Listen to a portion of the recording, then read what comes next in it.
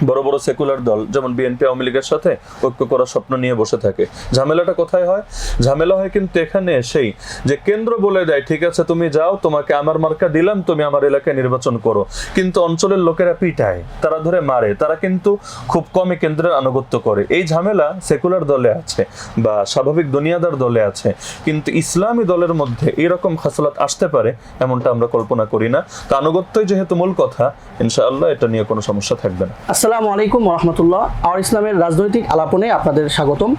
সাথে আছি কাজী ইনজামামুল হক এবং আমাদের অতিথি হিসেবে রয়েছেন খেলাফত মজলিসের কেন্দ্রীয় উলামা বিষয়ক সম্পাদক ও সিলেট 4 আসনের এমপি পদপ্রার্থী মুফতি আলী হাসান ওসামা হাফিজাউল্লাহ। একটা সময় গণতান্ত্রিক রাজনীতির ঘোর বিরোধী ছিলেন আপনি, এখন সেই গণতান্ত্রিক রাজনীতি ফিরলেন, কেন মনে হলো যে এই গণতন্ত্রের মাধ্যমেই দেশের মানুষের সেবা করতে পারবেন?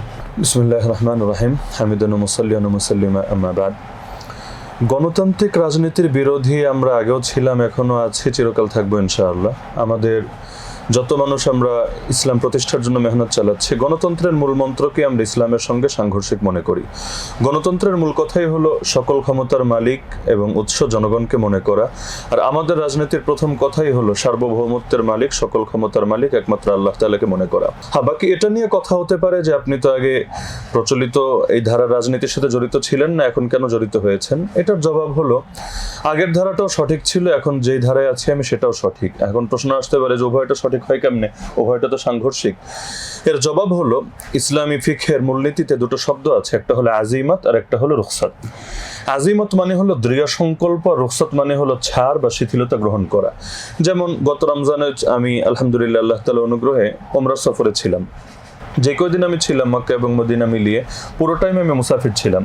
আমি চাইলে রমজান মাসের ফরজ রোজাগুলো না রাখতে পারতাম, কারণ সফরের সময় একজন মুসাফিরের জন্য ছাড় থাকে, চাইলে সে রোজাগুলো না রাখতে পারে। কিন্তু আলহামদুলিল্লাহ সবগুলো রোজা আমি রেখেছি। কেন? আমি আজিমত গ্রহণ করেছি, রুখসাত আমি গ্রহণ করিনি। যান বাঁচানোর জন্য কুফরি কথা বলা পর্যন্ত জায়েজ আছে। আমরা সাহাবীদের জীবনে দুই রকমই দেখি, কেউ যান বাঁচানোর জন্য কখনো ওই জাতীয় কথা মুখে বলেছেন দিলের মধ্যে ঈমান ঠিক রেখে, আবার কেউ জান দিয়ে দিয়েছেন কিন্তু মুখ থেকে তারা এমন কোনো কথা বের করেন নাই যেটা ঈমানকে আঘাত করে। তো আমরা পূর্বে যে অবস্থানে ছিলাম সেটা হলো আজিমতের অবস্থান ছিল, এখনের যে অবস্থান সেটা হলো রুখসাত বা ছাড়ের অবস্থান। যতদিন পর্যন্ত ফ্যাসিবাদ ছিল, শেখ হাসিনা বাংলাদেশে ছিল, ততদিন পর্যন্ত চূড়ান্ত চাপ নিয়েও মামলায় ছিলাম, 1 বছর জেল কেটেছি, তারপর আমি কোনো রাজনৈতিক দলের সাথে জড়াইনি। কিন্তু যখন আমরা দেখলাম যে না, আলহামদুলিল্লাহ একটা পরিবেশ এবং একটা সম্ভাবনা তৈরি হয়েছে, স্বাধীনতার পর সবচাইতে বড় সম্ভাবনা ইসলামপন্থীদের সামনে এখন আছে। আমরা যে স্বপ্ন দেখি এই বাংলাদেশে, এই কথা কেউই বলে না এখন যে এখানে যুদ্ধ করে ইসলামকে বিজয় করবে। সকলের কথা হলো যে একটা বিপ্লব, একটা গণ আন্দোলন গড়ে তুলতে হবে। তো সেই গণ আন্দোলন গড়ে তুলতে যদি চাই, জনগণের মধ্যে আমরা যদি ব্যাপকভাবে ইসলামে জাগরণের বার্তা ছড়িয়ে দিতে চাই আর জনমতকে প্রভাবিত করতে চাই, তাহলে অবশ্যই আমাদের দাওয়াতের প্রতিটা সুযোগ কাজে লাগাতে হবে। মূলত এখন প্রচলিত ধারা রাজনীতি সম্পৃক্ত হওয়া, নির্বাচনে আসা, এই সবগুলো হলো জনমতকে ইসলামের ব্যাপারে প্রভাবিত করার জন্য এবং গণ আন্দোলন গড়ে তোলার জন্য। তো আমার আগের অবস্থানকে আমি ভুল মনে করি না, এখনের অবস্থানকে ভুল মনে করি না। আগেরটা ছিল আজিমতের অবস্থান আর এখনেরটা হলো রুখসাতের অবস্থান। যেমন হাফেজ হুজুর রহমাতুল্লাহ আলাইহি সহ আমাদের বহু আকাবিরের জীবনে আমরা এমন দেখি যারা জীবনের বড় একটা অংশ এই ধারা রাজনীতির সাথে সম্পৃক্ত থাকা দূরের কথায়, অনেকে এটাকে পছন্দই করতেন না, কিন্তু শেষ জীবনে যখন তারা দেখেছেন পরিস্থিতিগত কারণে যে এভাবেও একটা বড় খেদমত করা সম্ভব, তারা তখন নেমে এসেছেন। ব্যক্তি স্বার্থ এখানে মুখ্য না। তো আমি আল্লাহকে সাক্ষী রেখে বলতে পারি এখানে আমার ন্যূনতম কোনো ব্যক্তি স্বার্থ নেই। আমরা এখন মনে করছি যে এই তরিকায় দাওয়াতটাকে ব্যাপক থেকে ব্যাপকতর সম্ভব, এবং আমরা মনে করি যে যারা আমাদেরকে বিরোধিতা করছেন তারাও এই বিষয়টা ভাবা দরকার যে আমাদের লক্ষ্য যেহেতু একই মোহনায় গিয়ে সকলে মিলিত হওয়া সম্ভব। সুতরাং অযথা বিরোধিতা করে নিজেদের শক্তিগুলোকে দুর্বল না করে বরং নাস্তিক্যবাদী, হিন্দুত্ববাদী, সেকুলার শক্তির বিরুদ্ধে আমাদের ঐক্যবদ্ধ হওয়া দরকার। আপনি স্বপ্নের কথা বললেন, প্রচলিত ইসলামী রাজনৈতিক দলগুলো যে ধারায় কাজ করছে সেভাবে কি বাংলাদেশের মতো একটি রাষ্ট্রে ইসলাম প্রতিষ্ঠা করা সম্ভব? প্রচলিত ধারায় যে দলগুলো কাজ করছে তাদের জন্য দীর্ঘ একটা পথ পাড়ি দিতে হবে। যদি এমন হয় আগামী নির্বাচনে 10 জন 20 জন এমপি হয়ে যাচ্ছে, অটোমেটিক ইসলাম কায়েম হয়ে যাবে, বিষয়টা এমন না। প্রতিটা দল, যেমন আমাদের খেলাফত মজলিসের স্লোগানই হলো খেলাফত প্রতিষ্ঠার লক্ষ্যে গণ আন্দোলন গড়ে তুলুন। বাস্তবতা এটাই। মাওলানা আব্দুর রহিম সাহেব একসময় জামাতের আমির ছিলেন, পরবর্তীতে জামাত থেকে সরে গিয়ে অনেক বইপত্রও লিখেছেন। তার একটা বই আছে এই নামে যে একটা পূর্ণাঙ্গ বিপ্লব ছাড়া এই জাতির কোনো মুক্তি নাই। তো বাস্তবতা এটাই, একটা গণবিপ্লব, গণ আন্দোলন লাগবে। এই যে ফ্যাসিবাদ উৎখাত হয়েছে, গণতন্ত্র দিয়ে বা গণতান্ত্রিক তরিকা দিয়ে তাকে উৎখাত করা সম্ভব হয় নাই, বরং রাজপথে বুলেটের সামনে নিজের বুক পেতে দিতে হয়েছে। তো আমাদেরকে এই দেশের অধিকাংশ মানুষকে এমনভাবে উজ্জীবিত করতে হবে যে গণ আন্দোলন, গণবিপ্লব করার জন্য তারা প্রস্তুত হবে। এবং এখন যারা নির্বাচনে যাবে বা বিভিন্ন নির্বাচনের প্রস্তুতিগুলো নিচ্ছে, এটা মূলত ওই দাওয়াতটাকে ব্যাপকভাবে ছড়িয়ে দেওয়ার জন্যই মূলত মেহনত। পাশাপাশি আমরা এখন মাইকের সামনে কথা বলা বা আমরা মিডিয়ার সামনে কথা বলা, সংসদে দাঁড়িয়ে ইসলামের পক্ষে একটা আওয়াজ তোলা, দুইটা সমান না, দুইটার মধ্যে পার্থক্য আছে। একই কথা, জায়গা ভেদে অনেক সময় তার গুরুত্বের মধ্যে পার্থক্য হয়। তো আমরা মনে করি কিছু মানুষ যদি অন্তত সেখানে থাকে, তাহলে এমন কিছু খেদমত করা সম্ভব যেটা স্বাভাবিক তরিকায় হয়তো সম্ভব না, কিন্তু চূড়ান্ত লক্ষ্য এটাই থাকতে হবে। কেউ যদি ভাবে যে আমরা ক্ষমতায় 10 জন 20 জন গিয়েই ইসলাম কায়েম করে ফেলবো, আমি মনে করবো এটা ভুল ধারণা এবং একটা দুঃস্বপ্ন হবে, বাস্তবতা থেকে দূরে হবে। বাস্তবতা এটাই, আমাদের লক্ষ্য ঠিক রাখতে হবে যে আমরা সকলে মিলে একটা গণ আন্দোলন গড়ে তুলবো ইনশাআল্লাহ। আপনি খেলাফত মজলিসে যুক্ত রয়েছেন এবং এই দলে আলেমদের অভাব রয়েছে বলে একটি কথা বাজারে প্রচলিত। সেই সংকট উত্তরণে আপনি কোনো পদক্ষেপ নিচ্ছেন কি?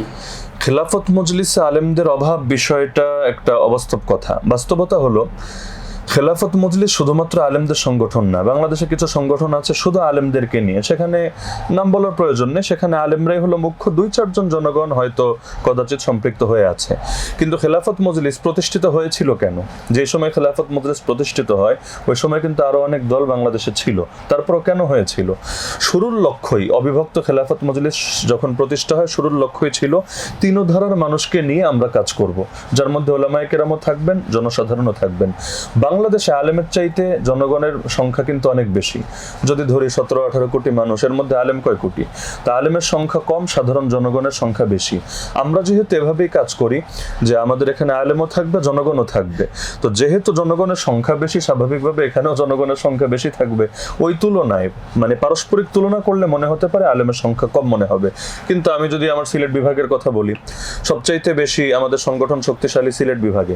সিলেট বিভাগের যতগুলো কমিটি আছে, একদম জেলা বলেন, থানা বলেন, এমনকি ইউনিয়ন পর্যায় পর্যন্ত বলেন, আমি যতটুকু দেখেছি অধিকাংশ কমিটির নেতৃত্ব আলেমরাই দিচ্ছেন। তাহলে ঢালাওভাবে যদি বলা হয় যে খেলাফত মজলিসে আলেম কম, তাহলে কথাটা ভুল। কিন্তু যদি এই বিবেচনায় বলা হয় যে মোট কর্মী আর সদস্যদের মধ্যে আলেমের চাইতে জনসাধারণ বেশি, তাহলে কথা সত্য এবং সেটা যৌক্তিকত স্পষ্ট, কারণ পুরো দেশেই তো আলেম কম, জনগণ সেই তুলনায় বেশি। হ্যাঁ, এখন বাকি যেটা শেষে বলেছেন যে আপনি এই ব্যাপারে আপনার কি ফিকির যে আরো আলেমদেরকে সম্পৃক্ত করা যায় কিনা, আমি বিশেষ করে ওলামা বিষয়ক সম্পাদকের দায়িত্ব পাওয়ার পর থেকে এই ফিকির করে যাচ্ছি এবং আলহামদুলিল্লাহ হয়তো দেখেছেন ইতিমধ্যে বাংলাদেশে কয়েকজন উল্লেখযোগ্য ব্যক্তি যারা কেউ মাঠে ময়দানে ওয়াজ করেন, কেউ ইলমের ময়দানে বড় ভূমিকা রাখেন, আমার মাধ্যমে আলহামদুলিল্লাহ সংগঠনে এসেছেন, আগামীতে আরো আসবেন ইনশাআল্লাহ। তো আমরা এটাই চাই যে নেতৃত্ব অবশ্যই যোগ্য ওলামায়ে কেরাম দেখ এবং তারা সম্মুখ সারিতে থাকুক, কারণ আলেম আল্লাহ রসুলের ওয়ারিস। তো নবী যেমন ইমাম, নবীর অবর্তমানে ওলামায়ে কেরামও হবেন ইমাম। এ লক্ষ্যে আমি কাজ করছি এবং আগামীতে করে যাবো ইনশাআল্লাহ। আলেমের কথা বললেন, বর্তমান সরকারে একজন আলেম উপদেষ্টা রয়েছেন এবং তার বিভিন্ন কার্যক্রম এবং পদক্ষেপের কারণে দেশে একটি কল্যাণকর অবস্থা তৈরি হয়েছে। আপনি কি মনে করেন যে নির্বাচনের মাধ্যমে যদি আরও আলেম সংখ্যক পার্লামেন্টে যদি যায়, তাহলে এটা দেশের জন্য মঙ্গলজনক হবে? অবশ্যই মঙ্গলজনক হবে। এখন ধর্ম উপদেষ্টা যে হিসাবে যিনি আছেন, একে তো পুরো উপদেষ্টা পরিষদে একমাত্র আলেম তিনি, দ্বিতীয় আর কোনো উপদেষ্টা আলেম না। এমনকি মাদ্রাসায় পড়ো আছে কিনা সেটা আমার অজানা, সম্ভবত না। কিন্তু আবার তার মধ্যে তিনি যে সমস্ত সচিব এবং কর্মকর্তাদেরকে নিয়ে কাজ করছেন, তারাও যে আলেম বিষয়টা এমন না। তো মাত্র একজন ব্যক্তি আলহামদুলিল্লাহ যতটুকুই পেরেছেন, যদিও একটা সিস্টেম দীর্ঘদিন থেকে একভাবে চলে আসছে আর একটা ক্ষুদ্র মন্ত্রণালয় চাইলেই তিনি সব করে ফেলতে পারবেন এমন না, কিন্তু যতটুকু তিনি করেছেন তার জায়গায় যদি 5 জন থাকতেন, 10 জন থাকতেন, অবশ্যই কাজটা বেশি হতো। সংসদের যে কাজ, সংসদের বড় কাজ কি, যে সেখানে পার্লামেন্ট মেম্বারদেরকে বলা হয় বিধান প্রণেতা, আইন প্রণেতা। তার মানে তাদের মূল কাজ রাস্তাঘাট বানানো না, মূল কাজ হলো আইন প্রণয়ন করা, বিধান প্রণয়ন করা। তো সেখানে যদি ইসলামের পক্ষের কণ্ঠস্বর ওলামায়ে কেরাম থাকেন, তাহলে আইনগুলো অবশ্যই কোরআন সুন্নাহকে অনুকূলে রেখে এর সমর্থনেই প্রণীত হবে। আর যদি সেখানে সেকুলার বেশি থাকে, নাস্তিক বেশি থাকে, কোরআন সুন্নাহ বিরোধী আইনে বাড়বে। আমি তো মনে করি আগামী যে জাতীয় নির্বাচন আসছে, কমাস কম অন্তত পক্ষে হলেও 50 জন আলেম সংসদে যাওয়া দরকার, অন্তত। যদি আরো বেশি হয় আলহামদুলিল্লাহ, অন্তত 50 জন যদি নাও হয়, এর 2-1টা কম থাকুক, এর চাইতে বেশি না। কেন? কারণ বিপুল পরিমাণ মানুষ যদি সেকুলার হয় আর গুটি কয়েক 2-4 জন আলেম হয়, সেখানে মোকাবেলা করাটা সহজ হবে না। তো যখন এত মানুষ ইসলামের পক্ষে থাকবে, তখন একটা নাস্তিকও যদি দাঁড়ায়, সে কথা বলার আগে 10 বার ভাববে যে আমাকে কাউন্টার দেওয়ার জন্য আরেকজন আলেম এখানে বসে আছে। আর আলেমদেরকে আল্লাহ যে জবান দিয়েছেন, সুবহানাল্লাহ, একবার কাউন্টার দিলে দ্বিতীয়বার কথা বলার আগে 10 বার ভাববে ইনশাআল্লাহ। যেহেতু নির্বাচন একেবারেই নাকের ডগায় চলে এসেছে এবং মনে করা হচ্ছিল যে নির্বাচনকে সামনে রেখে যারা আলেম যারা আছেন এবং বিভিন্ন ইসলামী রাজনৈতিক দলগুলো তারা একত্রিত হয়ে নির্বাচন করবেন, কিন্তু নির্বাচনের আগে পিআর নিয়ে একটা আলোচনা শুরু হয়ে গেল এবং পিআর নিয়ে ইসলামী রাজনৈতিক দলগুলো আলাদা আলাদা বক্তব্য আসছে। আপনার দলও পিআরের পক্ষেই আছে, তো এই বিষয়টি নিয়ে কি বলবেন? পিআরের আলোচনা যারা তুলেছেন, তারাও যে আলোচনাটা নতুন তুলেছেন তা না। যেমন ইসলামী আন্দোলন আলোচনা করছে, তা আমার জানা মতে তারা আরো 1 যুগের অধিক সময় আগ থেকে কথা বলে আসছে। আরো যে দলগুলো কথা বলছে, এটা আলোচনাটা নতুন না, আলোচনা পুরনো, তবে মিডিয়ায় একটু বেশি হাইলাইট ইদানিং এসে হয়েছে। আপনি একটা বিষয় বললেন যে আমাদের সংগঠন পিআরের পক্ষে আছে, তথ্যটা সঠিক না। আমরা দলগতভাবে এখনো পিআরের পক্ষে বা বিপক্ষে কোনো অফিসিয়াল মতামত আমরা দেই নাই। এখনো পর্যন্ত এটা আমাদের বিভিন্ন ব্যক্তিগত মতের পর্যায়ে রয়ে গেছে এবং আমাদের কেন্দ্রীয় যে সমস্ত দায়িত্বশীলগণ আছেন, এর বড় একটা অংশই তারা পিআরের পক্ষে এখনো পর্যন্ত ঢালাওভাবে না। আমি কেন বলছি, যদি আগামী সংসদে 2 কক্ষ হয়, স্বাভাবিকভাবে আমাদের দেশে তো 1 কক্ষ চলছিল, যদি দ্বিকক্ষ বিশিষ্ট সংসদ হয়, তাহলে উচ্চ কক্ষ যেটা হবে সেখানে পিআর থাকার ব্যাপারে অনেকে মতামত দিয়েছেন, এটা নিয়ে আমাদের দ্বিমত নেই। কিন্তু নিম্ন কক্ষ বা সাধারণ যে কক্ষটা আছে, সেখানে পিআরটাকে আমরা এখনো পর্যন্ত উপযুক্ত মনে করতে পারছি না এবং বাস্তবতা হলো এই দেশের অধিকাংশ মানুষও এখনো এটার ব্যাপারে একমত না। আর একমত হবে কিভাবে? মানুষ তো পিআর মানে কি, পিআর কি আইসক্রিমের নাম নাকি এটা কোনো চকলেটের নাম, এটাও তো সাধারণ মানুষ জানে না। তো আগে তো মানুষ জানবে, বুঝবে, এরপর একটা মত দিবে। যেই জাতীয় দেশে পিআর আছে, এর আমি তালিকা ঘেটে দেখেছি, বড় একটা অংশ এমন যেখানে প্রেসিডেন্ট শাসিত গণতন্ত্র চলছে। মানে আমাদের যে সংসদীয় ধারার গণতন্ত্র, মন্ত্রী পরিষদ শাসিত গণতন্ত্র ধারা এটা না। এমনকি যেখানে বিভিন্ন দেশে তো পিআরের পদ্ধতিও আলাদা। হ্যাঁ, পদ্ধতিও আলাদা। তার মধ্যে আবার পিআরের কারণে যে ইসরায়েলের যে সমস্যার কথা এখন তো ব্যাপকভাবে আলোচিত হচ্ছে, পিআরের কারণে আমরা দেখতে পাচ্ছি যে বহু জটিলতা আছে। তো বাংলাদেশেও, যেহেতু আজকে এটা আমাদের মূল আলোচনা, পিআরের পক্ষে বিপক্ষে বহু মতামত আছে। এখন এর মধ্যে কিছু লাভও আছে, কিছু ক্ষতিও আছে। আমি মনে করি যেহেতু এখন ইসলামপন্থীদের ঐক্যবদ্ধ নির্বাচন নিয়ে কথা হচ্ছে, এই মুহূর্তে পিআরটাকে আপাতত আলোচনায় না আনাটাই ভালো হবে। কারণ আমরা দেখতে পাচ্ছি মাঠের অবস্থা এবং সরকারের অবস্থা যে পিআরটা বাস্তবায়ন হওয়ার মতো কোনো আলামত আমি এখনো দেখতে পাচ্ছি না। সরকার বা ঐক্যমত্য কমিশন তারা কিন্তু এখনো পিআর নিয়ে আমার জানা মতে একটা তো শব্দও করছে না, পাত্তাই দিচ্ছে না ইস্যুটা। এটা নিয়ে আলোচনা হচ্ছে না।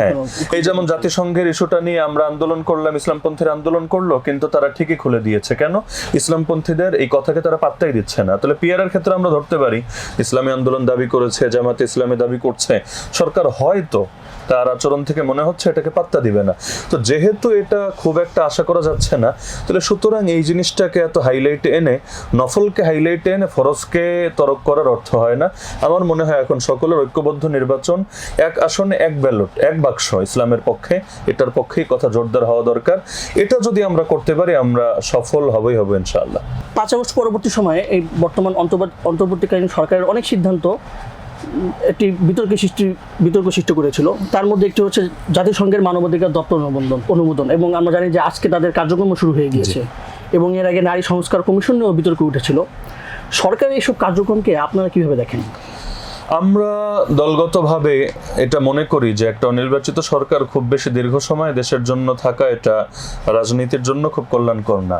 জনসাধারণের হয়তো এটা বুঝতে একটু সময় লাগে, কিন্তু রাজনীতিবিদরা এটা খুব ভালোভাবেই বোঝে যে এটা দেশের জন্য খুব একটা কল্যাণকর না। দেশে রাজনৈতিক সরকার থাকলে এরকম বড় বড় সিদ্ধান্ত নিতে গেলে এগুলো বেশ আলোচনা পর্যালোচনা হয়, বহু ধাপে ফিল্টারিং হতে হতে একটা পর্যায়ে গিয়ে চূড়ান্ত হয়, তখন অনেকের কথা বলার সুযোগ থাকে। এখন যেটা হচ্ছে, কারো কোনো কথাবার্তা নেই, কিছু নেই, এক একটা জাতির উপর চাপিয়ে দেওয়া হচ্ছে।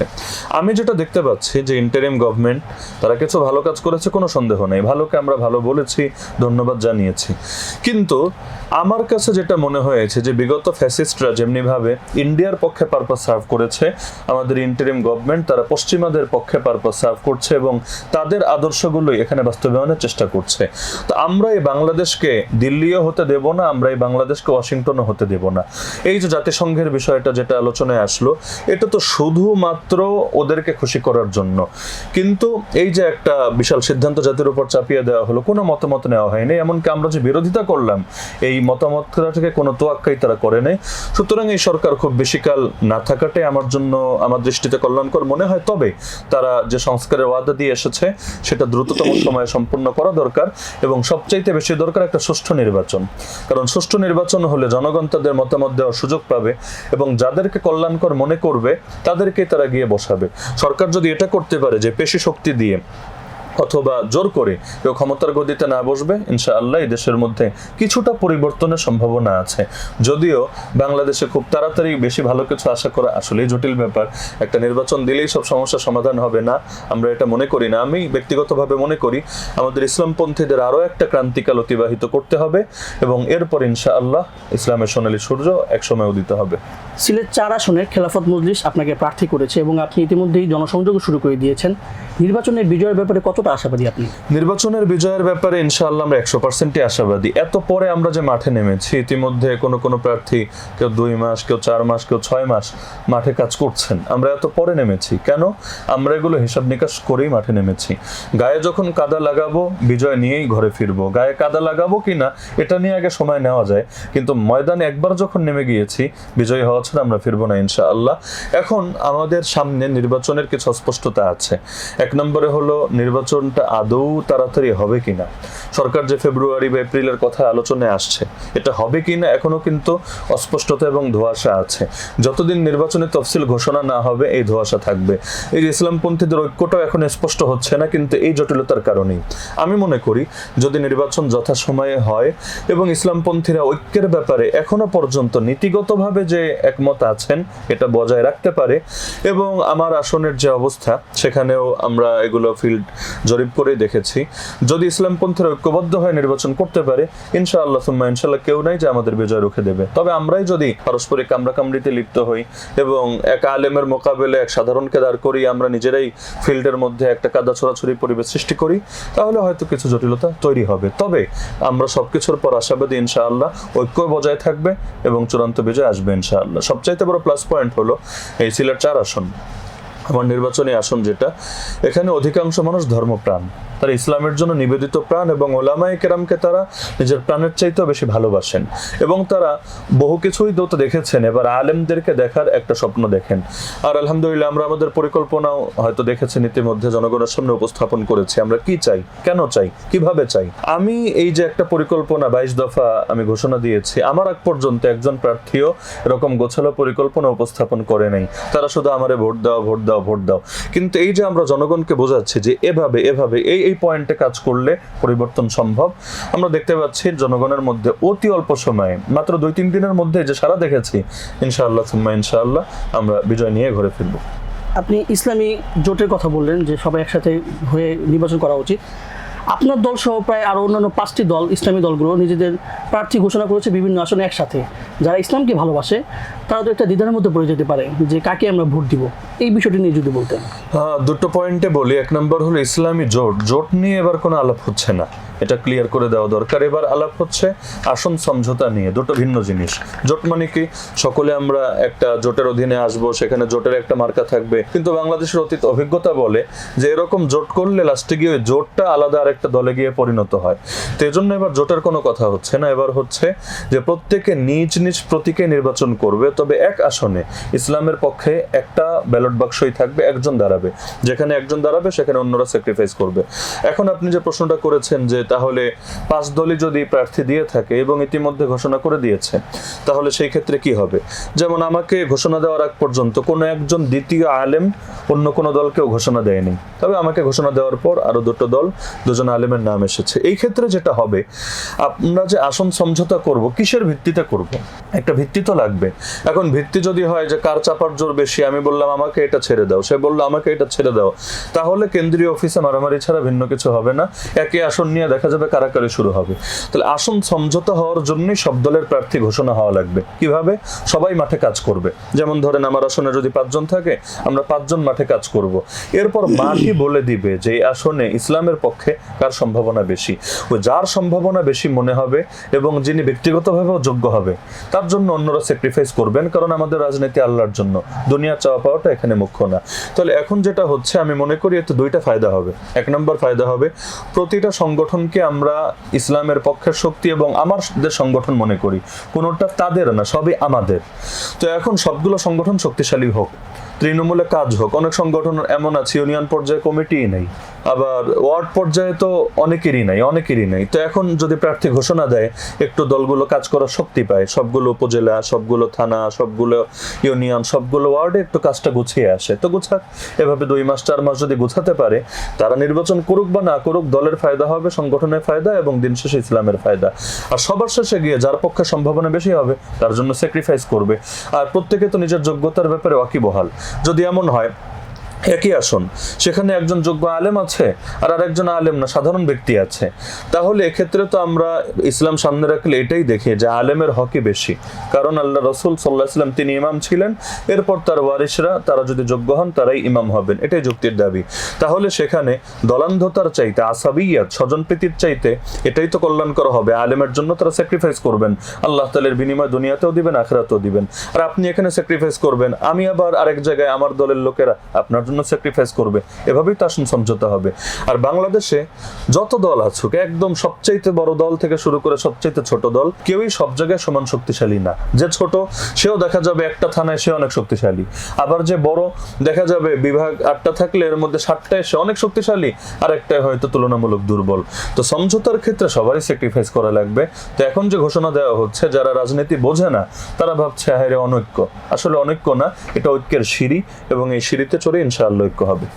আপনি যে কথাগুলো বললেন যে সমঝোতা করতে হবে, আপনাদের যেই আলোচনা হয় ইসলামী দলগুলোর মাঝে, এই বিষয়টা নিয়ে আলোচনা হয়েছে যে আমরা ইতিমধ্যে সবগুলো দল নীতিগতভাবে একমত, এবং যারা আমরা ময়দানে কাজ করছি, আমরা ওই কেন্দ্রীয় আনঅফিসিয়াল আনুষ্ঠানিক ঘোষণার মাধ্যমে সকলে কাজ করছে, এবং প্রত্যেকে এটা জানে যে যদি এখানে ঐক্য হয় তাহলে এখানে কে পেতে পারে। 100% নিশ্চয়তা তো আর দেওয়া যায় না ভবিষ্যতের ব্যাপারে, হায়াত মৌতেরও গ্যারান্টি নেই, সুস্থতা অসুস্থতারও গ্যারান্টি নেই, কিন্তু নীতিগতভাবে এটা মোটামুটি সকলে একমত। আনুষ্ঠানিক ঘোষণা আমি মনে করি এখন আসা উচিত না, কারণ বৈশ্বিক পরাশক্তি আমাদের বিরুদ্ধে। এই দেশের গোয়েন্দা সংস্থাগুলোর মধ্যে ওদের পক্ষে পারপাস সার্ভ করার লোকের অভাব নাই। সুতরাং এখন যদি এগুলো আনুষ্ঠানিক ঘোষণা হয়, তাহলে নির্বাচন যদি 8 মাস 10 মাস পরে আসে, দেখা যাবে আস্তে আস্তে টিকে থাকা কঠিন হবে। তো নির্বাচনের তফসিল দেওয়ার আগ পর্যন্ত এভাবেই চলুক। যখন তফসিল ঘোষণা হবে, এরপর আমরা চূড়ান্ত ঘোষণা দিয়ে ময়দানে নামবো। এবং আমরা ইসলামী দল যারা করি, আমরা তো আনুগত্যকে সবার আগে রাখি। তো আনুগত্য যদি আমার থাকে, কোনো ঝামেলা হবে না, সেখানে অবশ্যই কেন্দ্র যা বলবে আঞ্চলিক শাখা তা মেনে নিবে। আর আনুগত্য যদি না থাকে, ওর ইসলামী সংগঠন করতে বলেছে কে, ওর মধ্যে আর জেনারেলদের মধ্যে পার্থক্য কোথায়? এই যে অনেক দল দেখা যায়, বড় বড় সেকুলার দল যেমন বিএনপি আওয়ামী লীগের সাথে ঐক্য করার স্বপ্ন নিয়ে বসে থাকে। ঝামেলাটা কোথায় হয়? ঝামেলা হয় কিন্তু এখানে এসেই যে কেন্দ্র বলে দেয় ঠিক আছে তুমি যাও, তোমাকে আমার মার্কা দিলাম, তুমি আমার এলাকায় নির্বাচন করো, কিন্তু অঞ্চলের লোকেরা পিটায়, তারা ধরে মারে, তারা কিন্তু খুব কমই কেন্দ্রের আনুগত্য করে। এই ঝামেলা সেকুলার দলে আছে বা স্বাভাবিক দুনিয়াদার দলে আছে, কিন্তু ইসলামী দলের মধ্যে এরকম খাসলাত আসতে পারে এমনটা আমরা কল্পনা করি না। তো আনুগত্যই যেহেতু মূল কথা, ইনশাআল্লাহ এটা নিয়ে কোনো সমস্যা থাকবে না।